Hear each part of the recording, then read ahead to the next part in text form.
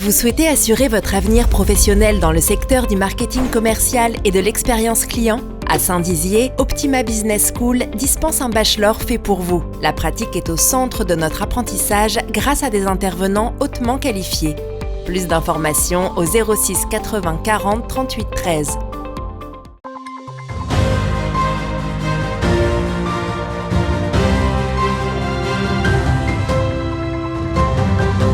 Une flash mob était organisée cet après-midi devant le théâtre de Saint-Dizier à l'occasion de la Journée internationale des droits des femmes. Bonsoir à tous, bienvenue dans votre 15 minutes info du mardi 8 mars. Voici les autres titres de cette édition. La nouvelle préfète de la Haute-Marne, Anne Cornet, a pris ses fonctions hier à Chaumont. Elle vient remplacer Joseph Zimetz après 2 ans d'exercice dans notre département. Le département de la Meuse souhaite devenir un territoire agricole innovant. Un concours a été lancé à destination des startups meusiennes lors du Salon international de l'agriculture. Et voilà pour les titres. Vous le savez, aujourd'hui se tenait la Journée internationale des droits des femmes. À cette occasion, de nombreuses actions ont été mises en place sur le Triangle. Cet après-midi, l'association SOS Femmes Accueil a organisé une flash mob devant le théâtre de Saint-Dizier afin de dénoncer les violences conjugales. Écoutez. Ça compte vraiment pour moi parce que c'est une cause par laquelle j'ai été touchée de près, on va dire, et oui, je tenais vraiment à venir aujourd'hui pour représenter la cause. En même temps, elles se sont armées de courage quand même, oui, voilà. Pour faire ça. Ça leur a demandé énormément de courage et c'est pour ça que je suis très fière d'elles. J'ai dit pourquoi pas, on ferait un flash mob pour le jour de la journée de la femme. J'ai trouvé ça génial. Et en fait, c'était le 8 mars l'année dernière. Mais c'était trop tard pour faire quelque chose. Donc on s'est dit l'année prochaine, pour le 8 mars, il faut qu'on fasse quelque chose. J'aimerais organiser un marathon le jour de la journée de la femme. Voilà. Alors, à voir. On n'a plus qu'à se préparer. À l'année prochaine. À l'année prochaine. Et merci à Meg Veillard pour les images. Ce lundi, le département de la Haute-Marne a accueilli sa nouvelle préfète à Chaumont. L'ancienne préfète déléguée à la défense et à la sécurité auprès du préfet de la région des Hauts-de-France, Anne Cornet, est venue remplacer notre ancien préfet Joseph Zimetz, qui exerçait ses fonctions depuis 2020. Un reportage de Julien Carré.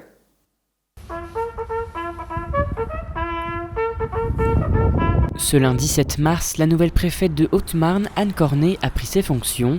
Comme le veut la coutume, la représentante de l'État a déposé une gerbe au monument aux morts de Chaumont. Elle succède à Joseph Zimetz, qui était présent depuis septembre 2020 et qui est arrivé en pleine guerre contre le virus. 1 an et demi après, c'est à une autre guerre que doit faire face la nouvelle préfète. J'arrive effectivement dans ce département dans un moment où le monde, l'Europe et la France connaît désormais une guerre. On avait peut-être oublié que ça pouvait encore arriver sur le territoire européen. Et donc une des premières ambitions qu'il faut que la Haute-Marne relève, et en tout cas pour les services de l'État, c'est l'accueil des populations ukrainiennes qui souhaiteraient rejoindre notre département. D'autres projets vont également être poursuivis par Anne Cornet, comme le plan France Relance, le territoire sécurité urbain-rural ou encore l'offre de soins dans le département. Je suis, comme mon parcours le démontre, assez attachée aux administrations régaliennes, j'oserais dire porteuses d'uniformes. Donc je serai attentive aussi au soutien que l'État apporte dans la région et fait vivre sa base aérienne et ses forces de sécurité intérieure. Durant cette première journée, la préfète a pu rencontrer la presse, mais également les différents acteurs de tout le territoire de la Haute-Marne qui ont fait le déplacement pour sa prise de fonction. Et passons maintenant à notre chiffre du jour qui est de 7. Il s'agit du nombre de collèges à Saint-Dizier, Vitry-le-François et Sermaises-les-Bains recevant des laboratoires de mathématiques. En effet, toute cette semaine, nous célébrons la Semaine des maths, l'occasion de faire découvrir ou redécouvrir le plaisir de pratiquer cette matière essentielle au quotidien. Et c'est un nouveau défi que s'est lancé le département de la Meuse, celui de devenir le premier territoire rural innovant. À l'occasion du Salon international de l'agriculture qui s'est tenu à Paris la semaine dernière, le département a lancé un concours à destination des startups meusiennes. Le grand gagnant bénéficiera d'un accompagnement par Meuse Attractivité, un reportage de Julien Carré. Le Salon de l'agriculture s'est tenu la semaine dernière à Paris, Au-delà du concours agricole, des ovins et bovins exposés, ainsi que le défilé de nombreuses personnes politiques, ce rendez-vous était également le moment d'échanger avec de nombreux acteurs du monde agricole. C'est en ce sens que le département de la Meuse a fait du Salon de l'agriculture un point de convergence entre innovation, attractivité territoriale et tourisme. Nous souhaitons faire du département de la Meuse le premier territoire rural innovant et avec nos partenaires Meuse Attractivité, la Chambre d'agriculture, nous venons de signer une convention de partenariat sur la ferme digitale pour que des startups de l'agritech viennent s'installer dans notre département. C'est par le biais d'un appel à projet que les startups de toute la France vont pouvoir candidater dans l'espoir d'être retenus et de s'installer au sein des bureaux de l'agence Meuse Attractivité. L'idée, c'est de pouvoir donner des chances à nos agriculteurs meusiens, de pouvoir profiter de l'innovation et de les amener, je dirais, vers une politique RSE, transition écologique et sur bien d'autres sujets. Nous devons très rapidement, parce que c'est aussi une question de temps, pouvoir proposer aux agriculteurs meusiens le meilleur de la digitalisation de l'agriculture. Cette opération a pu être réalisable grâce à la Ferme Digitale. Cette association, fondée en 2018, regroupe plus de 80 startups pour apporter de nouvelles solutions sur le terrain.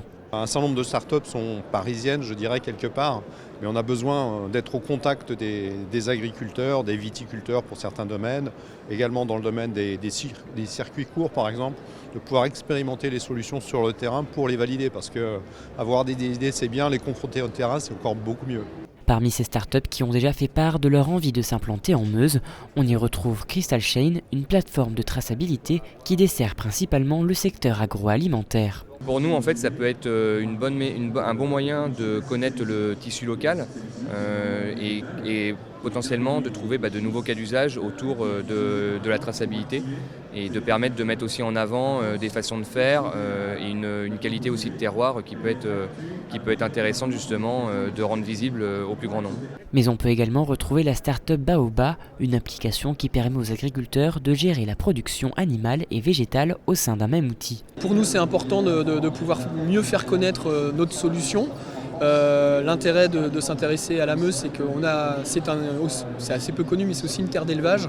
Et pour nous, c'est important de pouvoir proposer notre solution aux éleveurs bovins, notamment aux éleveurs bovins et ovins du département. D'autres startups peuvent bien évidemment candidater puisque le résultat de ce concours sera dévoilé au mois de mai.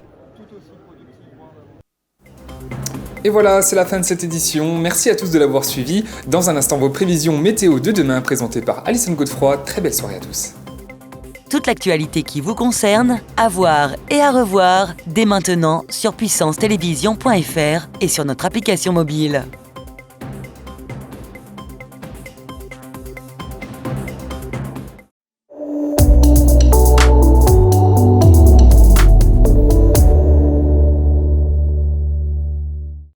Bonsoir à tous. Demain, le temps sera calme et sec et s'impose à nouveau sur la majeure partie du pays.